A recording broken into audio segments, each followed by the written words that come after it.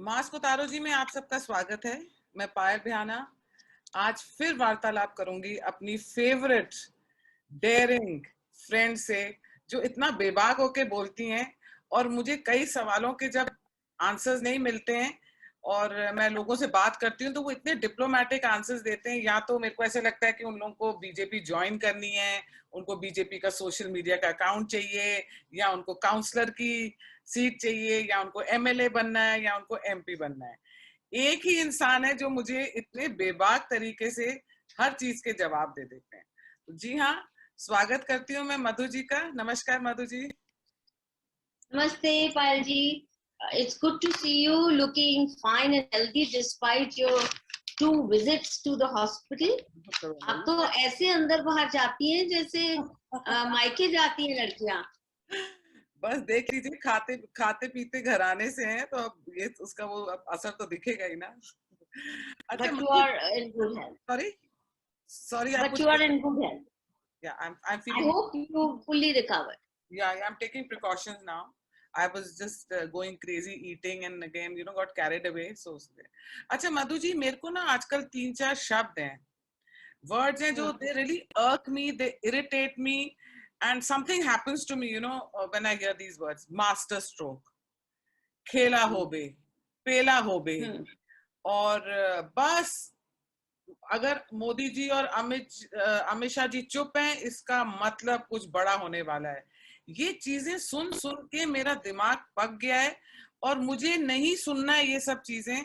तो पहले तो आप मुझे एक ये बात बताइए कि इतना कुछ हो गया वेस्ट बंगाल में और हमारे पीएम जी चुप क्यों हैं? रेप के मामले में तो कुछ बोलते।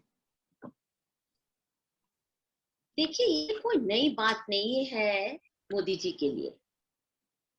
हम उनसे अगर उनके स्टेटेड कमिटमेंट से ज्यादा हम उम्मीद करेंगे तो जाहिर है कि गलती हमारी है, गलती उनकी नहीं। एंड व्हेन आई से स्टेटेड कमिटमेंट, उसकी स्टेटेड कमिटमेंट प्रधानमंत्री की है, सबका साथ, सबका विश्वास और सबका विकास। अगर सबका विश्वास जीतने में उनको मालूम है कि उस सब में जिस दिन उन्होंने हिंदुओं का डाल दिया नाम, तो वो दूसरे सब वाले जो है ना, वो खफा हो जाएंगे। वो तो फिर सीधे वैसे ही नहीं बात करते।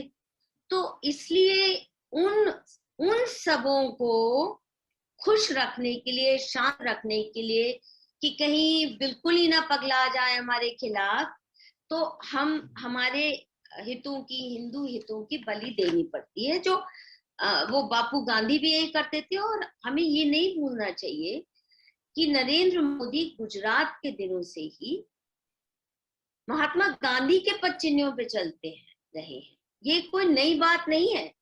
जिस दिन नरेंद्र मोदी ने लेना था शपथ ग्रहण 2001 में पहली बार, तो वो शपथ ग्रहण करने गए जब, तो सबसे पहले महात्मा गांधी जी के स्टैच्यू के सामने उन्होंने श्रद्धांजलि की, उनका आशीर्वाद लिया।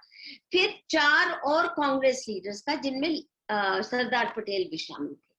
परंतु हमें भूलना नहीं चाहिए कि उन 5 शख्सियतों में एक भी इनके हिंदू परंपरा जिसको कहते हैं, या आरएसएस के भी कोई फाउंडर मेंबर का, या फाउंडर जो थे, या वीर सावरकर का, किसी का नाम नहीं आया। वो कांग्रेस की पूरी हेरिटेज, और खासकर गुजरात से जो जुड़ी हुई, उसको, उसका मेंटल पहन के उन्होंने चीफ मिनिस्ट्री अडॉप्ट की। मतलब ही occupied the office of the chief minister. मतलब और जो उनका पहला स्टेटमेंट, तो अगर हिंदू हाँ? मरेगा या जिएगा तो प्रधानमंत्री चुप ही रहेंगे। देखिए, ना मरे तो अच्छा है वो कहेंगे, पर अगर जैसे गांधी जी ने भी यही तो किया कि तुम मरते हो तो कोई बात नहीं, बहादुरी से झेल लो, ये तुम्हारे सत्याग्रह की निशानी है कि वो मारने भी आए, तुम हंसते खेलते कत्ल हो जाओ। ये गांधी जी की हम हिंदुओं से वोट तो इन्होंने हमारे अंदर हिंदुत्व जगा के और एक हिंदू के अस्तित्व को जगा के ही हमसे वोट ली इन्होंने, उसी भरोसे पे किसने आए। कहा कि उन्होंने हिंदुत्व जगाया? आप मुझे ये बताइए, मोदी जी की कोई स्पीच बता दीजिए यहाँ उस वक्त जब ये कैंपेन होती थी। कैंपेन के वक्त एक नया रूप धारण कर लेते हैं।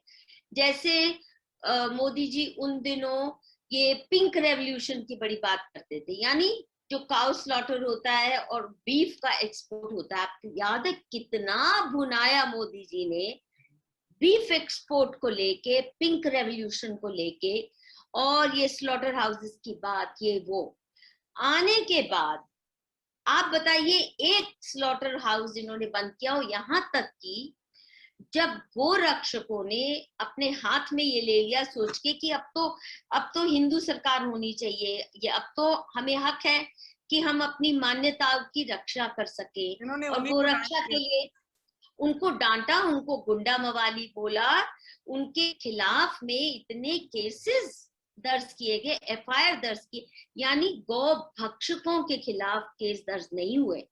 और अगर वो कोई एक आध पहलू खान जी मर भी गए या अखलाक जैसे, आपको याद होगा कितनी भारी रकम उन्हें मिली। रोहित वेमुला के लिए मंच पर आके रोए, रोहित वेमुला के लिए तो मंच पर आकर रोए, और लोगों ने कहा घड़ियाली आंसू हैं, इतनी अपनी बेइज्जती करवाई, हमारी अलग करवाई, क्योंकि हम सपोर्टर्स तो बिल्कुल अंधों की तरह सपोर्ट करते हैं ना।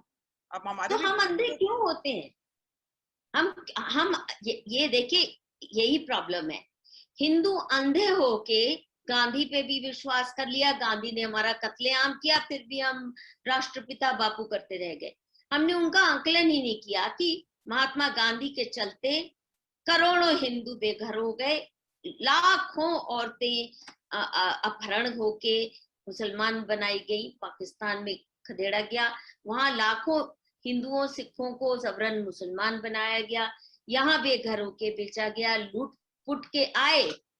और यहाँ तो रिलीफ कैंप्स में भी मेरी माँ के फैमिली, मेरे पिता की फैमिली भी रिलीफ कैंप्स में ही रहे।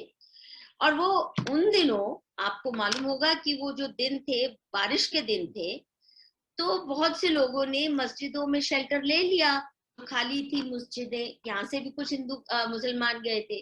गांधी जी भूख हड़ताल पे बैठ गए कि मस्जिदें खाली करो, यानी वो बारिश में भीग रहे हैं अंडर द स्काई, कोई उस वक्त रिलीफ का कोई सिस्टम नहीं है, और गांधी जी कहते हैं मस्जिद भी नहीं ऑक्यूपाई कर सकते, उनको वापस बुलाना, और वापस बुलाया। जहां जहां से भागे थे, मेवात बिल्कुल खाली कर दिया था जाटों ने, मेवातियों को वापस बुलाया, आज वहां एक मिनी पाकिस्तान बना है। अब ये जो मलेर कोटला वगैरह, ये भी बिल्कुल खाली हो गए थे, बुला बुला के कहा आओ प्लीज आओ, हम तुम्हारे बगैर जी नहीं सकते। जैसे अब भगवत जी ने भी कह दिया ना कि हिंदुस्तान इस्लाम के बगैर अधूरा है, तो इस्लाम तो कहता है, उसका एजेंडा साफ है कि सारे हिंदुस्तान पे कब्जा करना है इस्लाम ने, गजवा हिंद मिशन। तो अगर इस्लाम के बगैर अधूरा है, यानी आप उन्हें न्योता दे रहे हो कि हम कत्लेआम के लिए, हम धर्मांतरण के लिए तैयार बैठे हैं, जो हम में से नहीं। ये आपको ये लगता है कि कहीं ना कहीं वीएचपी को और बजरंग दल को और जो बाकी ऐसी हिंदू संस्थाएं थी जो एक हमें आइडेंटिटी दे रही थी, वो करके इनको धीरे धीरे मोदी जी ने और अमित शाह जी ने और आरएसएस ने इनको साइडलाइन कर दिया और इनको बिठा दिया है कहीं कोने में? देखिए, ये आज की बात नहीं है। अगर आप सीताराम गोयल जी की किताबें पढ़ते हैं, बहुत बढ़िया लिखते हैं, है ना, बहुत बढ़िया। उन्होंने क्या कहा था कि आरएसएस जैसा इंटेलेक्चुअल डफर्स का संगठन और कहीं मिल नहीं सकता। उन्होंने अगर सीताराम गोयल जी, उनकी किताब सुनिए, सीताराम गोयल जी ऑर्गेनाइजर में लिखते थे, इतने जाने माने इंटेलेक्चुअल ऑर्गेनाइजर के पास कोई ढंग के लेखक होते भी नहीं है, वो उसमें लिखने लगे, उनको बंद करवाया। क्यों? क्योंकि वो नेहरू के बहुत क्रिटिक थे। आप बताइए, सीताराम गोयल जी को शटअप कराया, ऑर्गेनाइजर में उनको पब्लिश करना बंद किया। ऐसे तो आरएसएस की बहादुरी रही है कि नहीं, आप ज्यादा ही क्रिटिक, पूरा टाइम अपोलोजेटिक साउंड करते हैं, और ना कभी मतलब बस अगर कहीं किसी की हेल्प भी कर रहे हैं, मदद भी कर रहे हैं, काम भी कर रहे हैं, वो भी कर रहे हैं, नहीं हमें बताना नहीं है, हमें छुपाना है। और ये सोशल मीडिया का जमाना है, और लोग जैसे खालसा एड हो गया, या कोई मस्जिदों से थोड़ा बहुत काम हो रहा है, या गुरुद्वारों में कुछ हो रहा है, वो लोग इतना अपने आप को का प्रोपेगेंडा कर रहे हैं, अपने आप को सब प्रोपोगेट कर रहे हैं। आरएसएस है कि इतना कुछ करने के बाद भी ना मंदिरों के बारे में कुछ बोलने देते हैं ये लोग, कि मंदिर क्या क्या कर रहे हैं, या आरएसएस की ये संस्थाएं, हमारी हिंदू संस्थाएं क्या कर रही हैं। इतना इतना क्यों, कॉम्प्लेक्स क्यों? नहीं, आप मिक्स कर रही हैं चीजों। नंबर वन, ये मान लिया कि हमारे हिंदू धर्म में हमेशा कहा जाता है नेकी कर कुएं में डाल। आप अच्छा काम करके अब उसको बखारो नहीं, जैसे ये एनजीओ और क्रिश्चियन चर्चेस करते हैं, किसी को 2 किलो चावल देंगे, उसका इतना बखान करेंगे। या कांग्रेस पार्टी ने जब ऑपरेशन ब्लैक बोर्ड शुरू किया, मतलब स्कूलों में ब्लैक बोर्ड आए, स्कूल की बिल्डिंग है कि नहीं पता नहीं, ब्लैक बोर्ड आए, करोड़ों रुपए इन्होंने खर्च कर दिया ग्लैमरस बुकलेट्स बेचते हुए। ऑपरेशन ब्लैक बोर्ड के हमारे सबके घरों में मुफ्त आती थी, इतनी मोटी सुंदर कैलेंडर पेपर पे, और वो छींक भी मारते हैं तो ऐसे करते हैं जैसे बहुत बड़ा बवंडर तैयार कर रहे हैं। तो मान लीजिए ये काम जो अच्छा करता है आरएसएस, इसका है अनुभव, वो है सोशल वर्क, वो भी आपदा के समय, यानी नेचुरल डिजास्टर। नेचुरल डिजास्टर में आएगा, फ्लड आ गया, अर्थक्वेक आ गया, ये, परंतु दंगों के समय नहीं। अब बंगाल में ये निहत्थे होके बैठे हैं, इनकी उसकी कोई तैयारी नहीं, क्योंकि the most they learn by way of combat was लाठी भांजना, वो भी डेकोरेटिव। कोई मार्शल आर्ट्स ढंग से सीखने वाले ये हैं भी नहीं। और दंगों के जो मुस्लिम समाज की तैयारी होती है, उनके पास असला होता है, बंदूकें होती है, बड़े बड़े चक्कू होते हैं, प्रैक्टिस होती है आपका गला रेतने की, आगजनी करने की, और कुल्हाड़ियों से मारने की, बंदूकों से। AK-47 वाले सामने आपके खड़े हैं, आपको लाठी चलाना भी भूल गया, क्योंकि आज की पीढ़ी वो लाठी बाठी भी नहीं वो करना, वो जिम जाती है।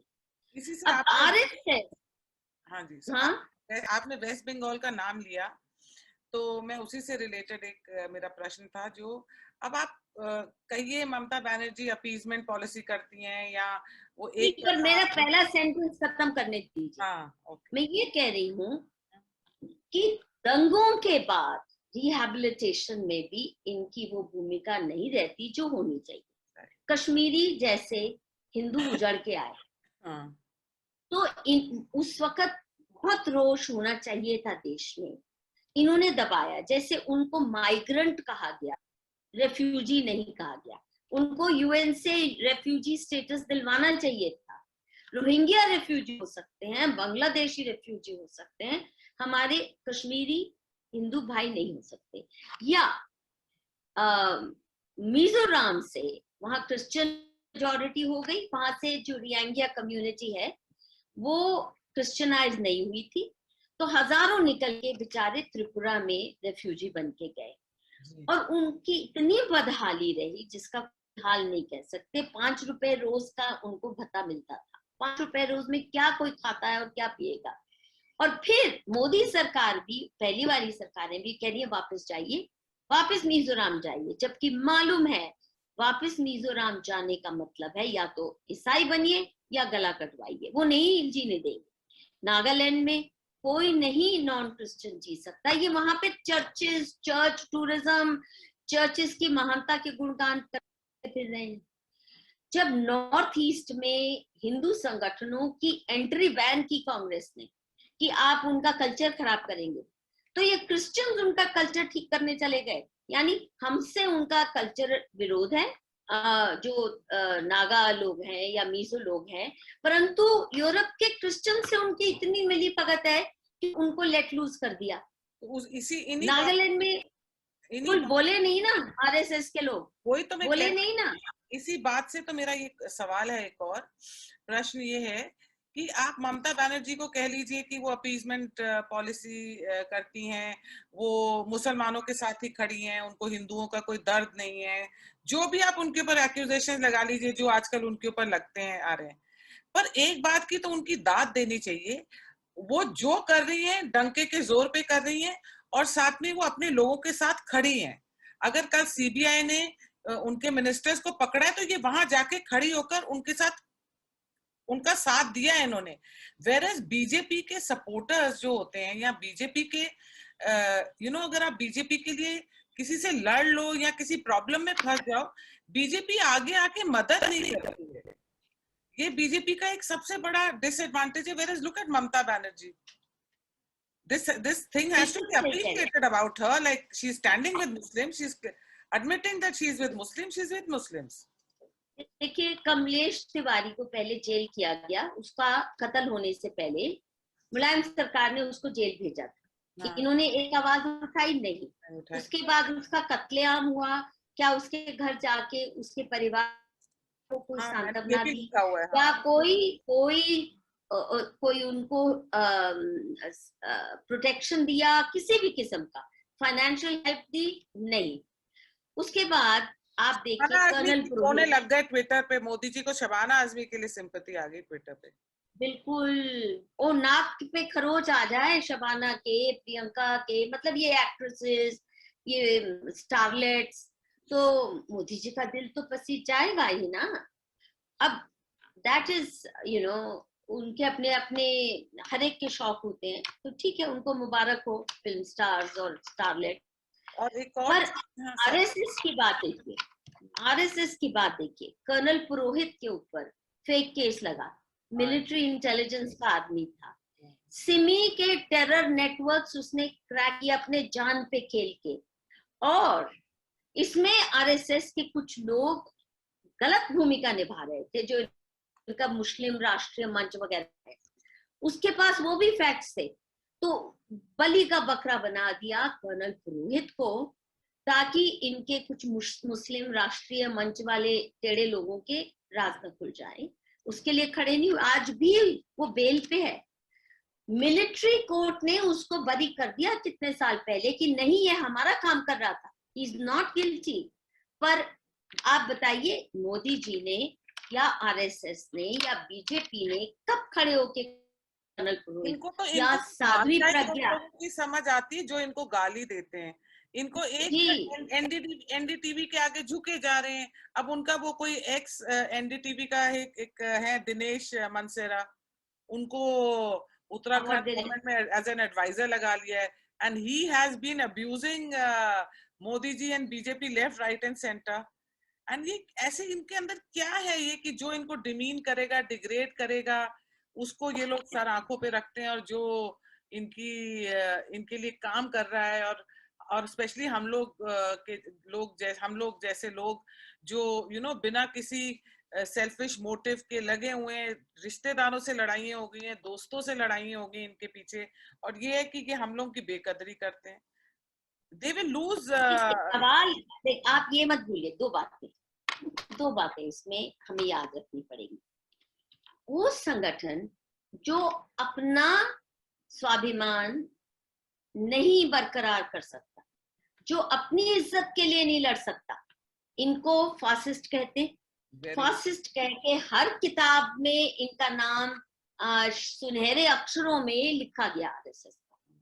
और मानिए, आप दिल्ली के एक वाइस चांसलर थे दिनेश सिंह, उन्होंने खुले चुनौती देके लेफ्टिस्ट को कि तुम्हारा सारा जो सिलेबस है मैं आउट करूंगा, और तुम्हारा एक भी अपॉइंटमेंट नहीं होने दूंगा। सारा उसने डिटॉक्स किया साइंस का सारा सिलेबस।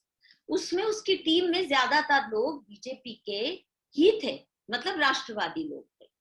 आते ही स्मृति ईरानी जी ने सबसे पहले उसके ऊपर गाज गिराई, और आरएसएस के कुछ लोगों के कहने पर, उसको बेचारी को क्या पता यूनिवर्सिटी में क्या होता है, और उस वाइस चांसलर को जलील करके रिजाइन करवाया इन्होंने, क्योंकि उसने वो सारी किताबें, वो सारे कोर्स रिवाइज किए थे जिसमें इनको फासिस्ट कहा जाता है, या हिंदू शब्द को फासिज्म का पर्यायवाची बनाया गया। अब बताओ, ये फतूर है कि नहीं? अपनी इज्जत की इन्होंने कब परवाह की? मैं बार बार इनसे सवाल पूछती हूँ कि अगर आपको कोई फासिस्ट कहता है आप या तो कहिए हाँ हम हैं, फिर करके दिखाइए ना, थोड़ा तो रंगत दिखाइए फासिज्म की क्या होती है आपके विरोधियों को। आप तो उनकी चमचागिरी नहीं करते थकते, तो फासिस्ट का है कि आप तो लेते जा रहे हैं, लेते ऑर्डिनरी स्वाभिमान का भी नहीं है अंश। दूसरी बात, एक तो ये बात कि अपनी इज्जत जो नहीं बचा सकता वो भारत माता की इज्जत कैसे बचाएगा। इन्होंने हम सब के लिए, मेरा जो आज खून खौलता है मोदी जी और आरएसएस को लेके, उसका बुनियादी कारण ये है कि इन्होंने हिंदू शब्द को फासिज्म का पर्यायवाची बना दिया। हम जो भी स्वाभिमान के साथ हिंदू होके जीना चाहते हैं, हम सबको आज फासिस्ट संघी फासिस्ट करार किया जाता है। हमारे, आपने जैसे कहा, हमारे परिवार के लोग हमें गालियां देते हैं क्योंकि यूनिवर्सिटी में कोर्स क्यूरिकुलम वही है। हमारे घर के, हमारे भांजे भतीजों को वही कोर्स पढ़ाया जा रहा है कि हिंदू तो फासिस्ट होते हैं। मोदी जी ने गुजरात में भी ये झेला, कोई गुजराती नहीं खड़ा हुआ। क्या इतना घमंड है, इसको घमंड कहिएगा या कि इनको ऐसा क्या है, इतना ओवर कॉन्फिडेंस है कि ये लोग दोबारा 2024 में आ जाएंगे, ये जिस तरीके से चल रहे हैं। आप मानेंगे नहीं, इंस्टाग्राम आप खोलिए एक बारी मधु जी, ऐसे लगता है जैसे हिंदू नहीं हो गए कोई टेररिस्ट हो गए, और बीजेपी ना हो गई कोई मतलब आईसिस भी माइल्ड लगती है बीजेपी ना, जो इंस्टाग्राम पे एक नैरेटिव सेट हो रहा है। और ये यहाँ पे बीजेपी के लोग हैं, हम लोग कितना अकाउंट्स, कितने फॉलोअर्स ले आएंगे, कितना कुछ कर लेंगे इंस्टाग्राम पे या फेसबुक पे। मेहनत तो पार्टी को भी एज ए पूरा संगठन करना चाहिए ना, आरएसएस को कुछ करना चाहिए। हम लोग कितना कर लेंगे फॉलोअर्स, हमारे को इतनी नॉलेज भी नहीं होती है। ये किस दुनिया में रह रहे हैं। क्या Modi ji is again surrounded by the coterie which was by which Vajpayee ji's coterie was, people were देखिए, surrounded. सबसे पहले देखिए, इन्होंने किसी भी एक देश विरोधी इस्लामी संगठन को बैन किया नहीं, पीएफआई को बैन किया नहीं, जमायत इस्लामी को बैन किया नहीं, माओवादियों को बैन किया भी। एक हिंदुस्तानी अनोखा देश है जिसमें माओइस्ट स्टालिनिस्ट पार्टी खुलेआम इलेक्शन में भी आती है, और जिनका स्टेटेड एम है, वो जो Kavita Krishnan, she belongs to CPIML which is Maoist Leninist party, जिनका ओपन एजेंडा है देश को तोड़ना। स्टालिनिस्ट थीसिस वही थी, माओवाद केवल हिंदुस्तान को साबोटाज करने के लिए सारा रेड कॉरिडोर फैलाया गया। बैन नहीं कर सकते माओवादियों को, बैन नहीं कर सकते इस्लामिक पार्टियों को, बैन नहीं कर सकते क्या कन्वर्जन माफिया को, बैन नहीं कर सकते क्या उन फॉरेन फंडेड एनजीओस को या फॉरेन फंडिंग एजेंसीज को। मुझे याद है जब हम शुरू में, तो मैंने इंटरव्यू लिया है कि क्यों नहीं कर रहे, ऐसा क्या डर है, ऐसा क्या खौफ है, ऐसा क्या है, क्या। मैं इसीलिए तो आज आपका इंटरव्यू मैंने दोबारा लिया, और यही प्रश्न है मेरा कि ऐसा बिहेवियर क्यों, ये एटीट्यूड क्यों। क्योंकि ये गांधीवादी है, ये महात्मा गांधी के दूसरे अवतार के रूप में अपने आप को देखते हैं। और वो जो इनके दीनदयाल उपाध्याय जी थे, जिन्होंने इंटेग्रल ह्यूमनिज्म की टेढ़ी मेढ़ी थीसिस दे दी, उन्होंने तो माना गांधीवाद को, इन्होंने सम्मिलित किया। ये जो जनसंघ का जो एजेंडा था, जो पुराना किसी जमाने में इनके जो स्टॉलवर्ड्स हुआ करते थे, वो जो बंगाल के, जो कश्मीर में मर गए बैरिस्टर भी थे, मिनिस्टर भी थे, क्या नाम, जो कश्मीर में शेख अब्दुल्ला ने जिनका मर्डर करवाया जेल में, जो झंडा लहराने गए थे वहां पे आर्टिकल 370 के खिलाफ, श्यामा प्रसाद मुखर्जी, श्यामा प्रसाद, उनका नाम नहीं लेते। आज हिंदू इनके बहुत आगे चल के उस सारी लेगेसी को जीवित कर रहे हैं जिनको कांग्रेस ने कुचला। पर ये उसी को कुचलने के चक्कर में है ना, ये नहीं। अच्छा, आरएसएस का बड़ा सिंपल मोटिव, वो मोदी जी का भी है। Don't ask what RSS can do for Hindus, ask what Hindus can do for RSS. और जो हमारा एजेंडा है उसमें तुम कैसे मदद करते हो, और हमारा एजेंडा है हमें सत्ता में बैठना है। अब सत्ता भोग की आदत पड़ गई है, और उस कुर्सी में बैठ के भले ही उस कुर्सी का इस्तेमाल हमें करना आता ना, भले ही हम अय्याशी कर लें, भले ही हम सो जाएं, भले ही हम निकम्मे से दो, पर वो कुर्सी हमारी है। और उस कुर्सी के माध्यम से जितनी नई अपॉइंटमेंट्स देनी है, हमने एबीवीपी वालों की या जो संघ के शाखा में जाते थे, शाखा वालों की और एबीवीपी ट्रेन, हमने अपने लोग पहुंचा दिए, बस वो पर्याप्त है। उसके बाद निठल्ले हों, बेवकूफ हों और चमचे बन जाएं लटियंस दिल्ली के ज्यादातर जो संगी हैं। बुरा मत मानिए अगर आपका कोई पुराना रिश्ता है इनके साथ। हम सोचते थे ये लुटियंस एलीट को रिप्लेस करने आए हैं। ये तो मरे देखिए आप और मैं तो बड़े आसानी से लुटियंस दिल्ली का मरे जाते हैं, कहते हैं इनको बस इनवाइट चाहिए वहां पे कि हमें भी डिनर पे इनवाइट। अरे वहां पे कभी कभार इनको जैसे दरबार भी बना दिया जाए,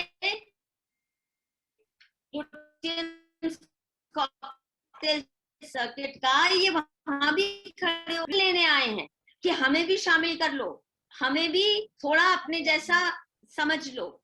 और आप देखिए ये जो कन्वर्जन माफिया है, इसका बड़ा इंस्ट्रूमेंट है कॉन्वेंट स्कूल्स या मिशनरी स्कूल्स। ऐसी मारामारी होती है बीजेपी आरएसएस के लीडर्स में, उनके बच्चे कैसे सेंट जेवियर्स में एडमिशन मिल जाए, इस छोटे डिस्ट्रिक्ट्स में भी। ये 1980 के दशक में मुझे याद है, झारखंड छत्तीसगढ़ इलाके में मैं बहुत घूमी थी किसी ट्राइबल केसेस के सिलसिले में, और उस वक्त मेरे जितने भी मिशनरी फ्रेंड्स थे वो यही कहते, हमारे नाक में दम करके रखते हैं ये बीजेपी, कांग्रेस वाले तो करते ही करते हैं, पर बीजेपी आरएसएस वाले भी हमारे बच्चों को एडमिशन दो। और कहते हैं हमने तो गरीबों को देनी है, कहते नहीं हमारे बच्चों को शामिल करोगे तब। अगर इनके बच्चे शामिल होते हैं तो लैंड ग्रांट्स भी देते हैं, फ्री सब कुछ देते हैं। मतलब जिस स्पीड से चर्चेस प्लांटिंग बढ़ी है, जिस स्पीड से मस्जिदें गांव गांव में, शहर शहर, मोहल्ले मोहल्ले में बढ़ी हैं, ये बहुत तेजी से पिछले 7-8 साल में हुआ। जितनी तेजी से पहले हो रहा था अब तो धड़ल्ले से हो। आपको क्या लगता है कि 2024 बीजेपी के लिए आसान रहा रहेगी? देखिए जब तक पप्पू मियां बेवकूफियां करते रहते हैं, जैसे अब ये टूल किट उन्होंने कर दी आज रिलीज, वो जड आदमी है, कैसे कैसे। पर पायल बड़ी इंपॉर्टेंट बात मैं बताने जा रही हूँ। उस टूल किट का अगर आप पूरा सम्मिश्रण करें, दो बातें आपको बहुत स्पष्ट आएंगी नजर। और उसी में कांग्रेस और बीजेपी की जो अलग अलग डीएनए है वो समझ आएंगे आपको। कांग्रेस जो टॉप इंटेलेक्चुअल्स को रोप इन करती है सबसे पहले, वो ये 10,000 रुपए वाले क्या बोलते हैं ना, सोशल मीडिया बॉट्स क्रिएट करने वाले नहीं। They know narrative creation takes Rajdeep Sardesai, Washington Post, Barkha Dutt, वो जिनके इंटरनेशनल लिंकेजेस हैं, फिर वहां से अमर्त्य सेन, फलां ढिमका नोबेल लॉरियट, ये सब इनके दरबारी भी हाई क्लास, क्योंकि ये खुद भी उसी क्लास से बिलोंग करते हैं, रूलिंग क्लास जिसको कहते हैं लुटियंस और साउथ दिल्ली कॉकटेल सर्किट। अब उसके साथ उनको कह क्या रहे हैं, टूल किट का मैसेज बहुत स्पष्ट है। टूल किट का मैसेज ये नहीं कह रहा कि देखो मेरी तारीफ करो पप्पू की, पप्पू को जरा रिस्पेक्टेबल बना दो, या कांग्रेस के हित में बात करो। कुछ नहीं है कि कांग्रेस के हित में बात करो, बहुत कम है उसका नाम भी। ये बीजेपी को गाली दो और हिंदुओं को राक्षसी दिखाओ, ये कुंभ की खिलाफत करो और हिंदू शब्द से और परहेज बढ़ाओ। ये एजेंडा बड़ा साफ है। हमारी बेशक तारीफ मत करो, पर बीजेपी को राक्षसी और हिंदुओं को एक फासिस्ट फोर्स, मिलिट्रिस्टिक, क्या बोलते हैं, मैस्कुलिनिटी, मिलिट्राइज मैस्कुलिनिटी, क्या क्या कुंभ भी अब कह दिया इन्होंने कि ये पॉलिटिकल मिलिट्रिज्म का एक मैनिफेस्टेशन है। हमारे हजारों साल से ये चल रहा है। जब वेस्ट को ये भी नहीं पता था, मतलब चिंपांजियों की तरह पेड़ों पे कूद रहे होंगे यूरोपियंस, उससे भी कई हजार साल पहले से कुंभ चला आया एज अ सेक्रेड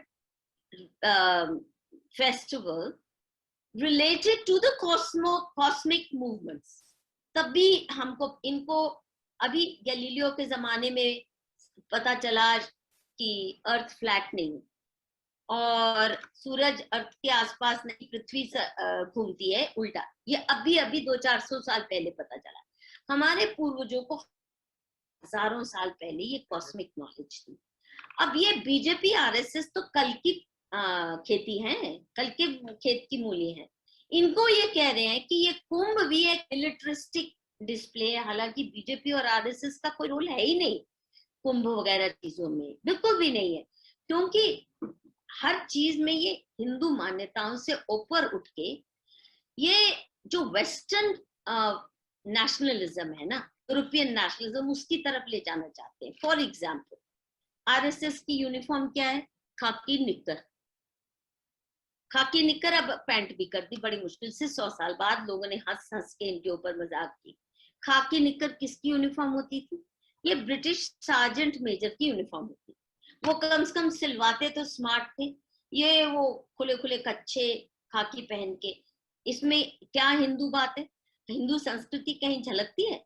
वो काली टोपी, उसमें हिंदू संस्कृति? आपने कभी किसी हिंदू पर्व में किसी हिंदू को काली टोपी पहने देखा है? और वो काली बेल्ट और वो लाठी भांजना, आप बताइए इसमें कहाँ है कुछ भी हमारी संस्कृति से जुड़ा हुआ सिंबल भी नहीं है ना। दूसरा, आरएसएस की शाखाओं में सबसे पहला रूल है कि सवाल जवाब नहीं होगा।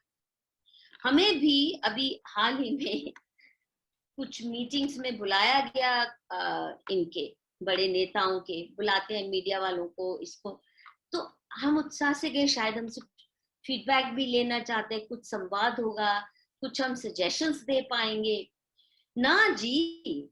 बुरी तरह से जो भी बुलाएंगे बड़े बड़े इंटेलेक्चुअल्स को। अच्छा, सोनिया दरबार में जब इंटेलेक्चुअल्स को या इंदिरा गांधी बुलाती थी वो सुनने के लिए, उनकी बात को कार्यान्वित करने के लिए, ताकि वो ओन अप करें उस दरबार को। ये आते हैं कि आप, हम ये करने जा रहे हैं, अब आप इसमें मदद करो, आप बताओ आप इसमें क्या मदद कर सकते हो। हम ये कैंपेन करने जा रहे हैं, इसमें आप कितने लेख लिखोगे, आप इसमें कितने ट्वीट लिखोगे। और आरएसएस के कुछ ऐसे भी कार्यकर्ता हैं जो मुझ जैसों से यही उम्मीद करते हैं कि आज हम इस ट्वीट को वायरल करने जा रहे हैं, 4 बजे जरा आप भी करना तो आपकी भी ट्वीट वायरल हो जाए। अरे क्या मधु किश्वर की यही औकात रह गई है कि आप ट्वीट दें, मैं उसको वायरल करने में मदद करूं? आप सोचिए, मतलब किस व्यक्ति का क्या इस्तेमाल करना। और कांग्रेस क्या करती है कि एक राणा अयूब जैसी लफंगी को भी ऐसा उन्होंने सर पे उठा के रख दिया। क्यों? क्योंकि इनको गाली देने बहुत माहिर थी। Otherwise what she, a debauched corrupt woman, absolute third rate. उसके खुद के कॉलीग्स उसके बारे में क्या क्या घटिया बातें बोलते हैं, पर इन्होंने कैसे सर पे उठा के उसको हीरो, ग्लोबल हीरो बना दिया। क्यों? क्योंकि बीजेपी आरएसएस को गाली देने में बड़ी माहिर है। तो कांग्रेस जबकि उम्मीद करता है कि बस आप इनके ऊपर निशाना ताको, हमको भी कभी कभी बुरा कह लेना, कोई बात नहीं, तुम लिबरल लगे रहोगे, तुम लिबरल बने रहोगे। परंतु भाजपा और आरएसएस क्या उम्मीद करती है कि don't ask what we can do for Hindus. हमने, हाँ, एक मीटिंग में तो संघ के संचालक ने कह भी दिया, हमने को हिंदुओं की ठेकेदारी ले रखी है। Don't ask what we can do for Hindus, ask what Hindus can do for us to put us in power. Then what we do with power, we are knowledge proof. सारा ज्ञान हमारे पास है, हमें आपके ज्ञान की जरूरत नहीं। हाँ, अगर हमें वो लेफ्टिस्ट गाली देने वाले हम पे कोई डिमांड करते हैं या मुस्लिम्स डिमांड करते हैं, उनकी हम सुन लेंगे, क्योंकि उनकी गालियों में वजन है, और वो गालियां जो हैं वो इंटरनेशनल रिप्यूट की गालियां बन जाती है। जबकि आपकी और मेरी जो आवाज है, हम क्योंकि बिकाऊ नहीं है वहां के, वी आर नॉट पेड हायरलिंग्स, सो हमें कोई ब्रॉडकास्ट नहीं करेगा। उनके लोगों को वो तुरंत मैग्सेसे अवार्ड मिल जाएगा, जितने ग्लोबल अवार्ड है फॉरेन फंडेड एनजीओज को, और देश के भी जितने अवार्ड हैं या जितनी मिनिस्ट्रियां हैं, उनके जो टास्क फोर्सेस बनते हैं, लॉ कमीशन का जो टास्क फोर्स बनते हैं, सब फॉरेन फंडेड एनजीओज वाले बैठे हैं, आज भी कोई बदला नहीं है। तो इनको देशी ज्ञान नहीं चाहिए। देखिए देसी ज्ञान का उदाहरण, आयुर्वेद को कितना जलील किया मोदी जी ने कोरोना काल में। आया जी, ये मैं डंके की चोट पे कह रही हूँ, कहती आई हूँ कोरोना काल की शुरुआत से। इसका एक ही इलाज है, ये वायरस है या बैक्टीरिया है, कुछ भी, strong immune system. Strong immune system comes from following a healthy सात्विक लाइफस्टाइल, और जो हमारा आयुर्वेद का ज्ञान, उसके साथ जुड़ जाती है हमारी सात्विक कुकिंग। ताजा खाइए, और ये जो ऊट पटांग खाने, bottled and packed and chemical laden foods मत खाइए। कई सारी चीजें जुड़ जाती है। हमारा पारंपरिक किचन ही एक पूरी वैद्यशाला है। किसी भी हिंदुस्तानी का जो किचन है, आधी से ज्यादा तो उसी में आ जाती है दवाइयां। और फिर अगर बाबा रामदेव ने कह दिया कि हमने टेस्ट भी किया है विदेशी वेस्टर्न मापदंडों के अनुसार, ये कोरोनिल असरदार है, आपको बचा सकती है कोरोना से, मोदी सरकार ने उसको जलील किया। नंबर 1, हजारों एफआईआर दर्ज हो गई बाबा रामदेव के ऊपर। अब स्टीरॉइड्स दे रहे हैं, कभी मलेरिया की दवाई दे रहे हैं, कभी टीबी की दवाई दे रहे हैं, ये सारी बातें पर आयुर्वेद मत दो। आयुर्वेद का अगर प्रचार किया होता, सिर्फ मास्क नहीं, ये रेमेडीज हैं, और जो बाबा रामदेव कह रहे हैं उनकी सुनो, या अपने किसी और वैद्य की सुनो, या आयुष मिनिस्ट्री अपना फॉर्मूला दे देती, ये लीजिए और प्राणायाम कीजिए, और अपनी इम्यूनिटी के लिए अपने डाइट में ये करिए। जैसे चीनी मत खाइए, चीनी बहुत आपके सिस्टम को कॉम्प्रोमाइज करती है, चीनी को बैन कर दे, इतनी हिम्मत है। मैं अगर प्रधानमंत्री हूं, मैं कल सुबह अगर बनूं, सबसे पहला ये काम करूं, सब चीनी की मिले बंद, ये चॉकलेट, बेकरी, ठेकरी जिसमें चीनी पड़ती है, व्हाइट शुगर और मैदा, सफेद मैदा, I would ban it. I just ban it because it's poison. ये नहीं कर पाते। आयुर्वेद को जलील किया ऐसे समय में जब सारी दुनिया आयुर्वेद की तरफ देख रही है। इस देश में कितने आयुर्वेद क्लिनिक्स पे छापे डाले गए हैं कि आप कैसे इलाज बता रहे हैं। तो भारतीय इसमें क्या बात रही, वही आज बात है। हमारी जितनी भी डिस्कशन हुई आज, मेरे को ये जो एक नोशन है कि आरएसएस मींस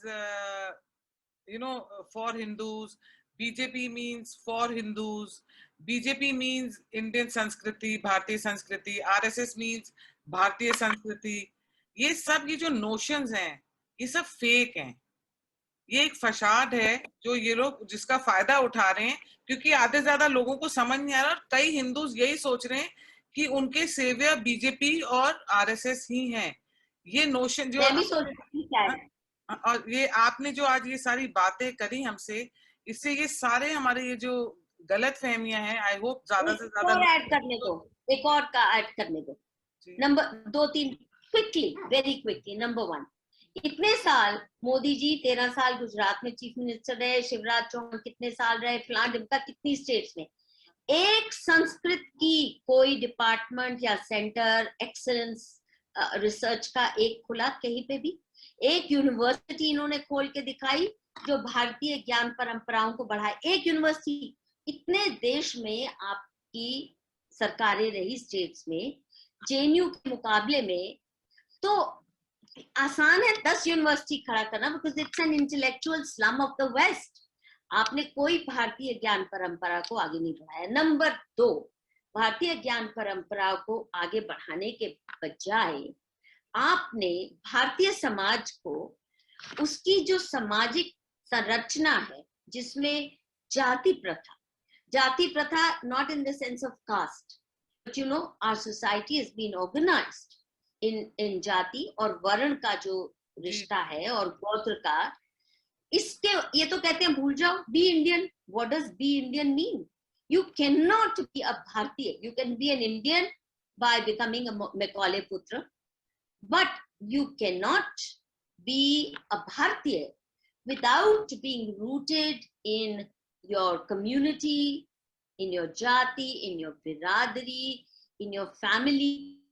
इन्होंने जो NGOs ने, फॉरेन फंडेड NGOs ने जितने मुहिम चलाए, मैं इसलिए साक्षी हूँ क्योंकि मेरी अकेली आवाज होती थी जब नए नए कानून लाते थे, एंटी डाउरी कानून, POCSO, rape law, domestic violence. These are all aimed at tearing asunder our social fabric.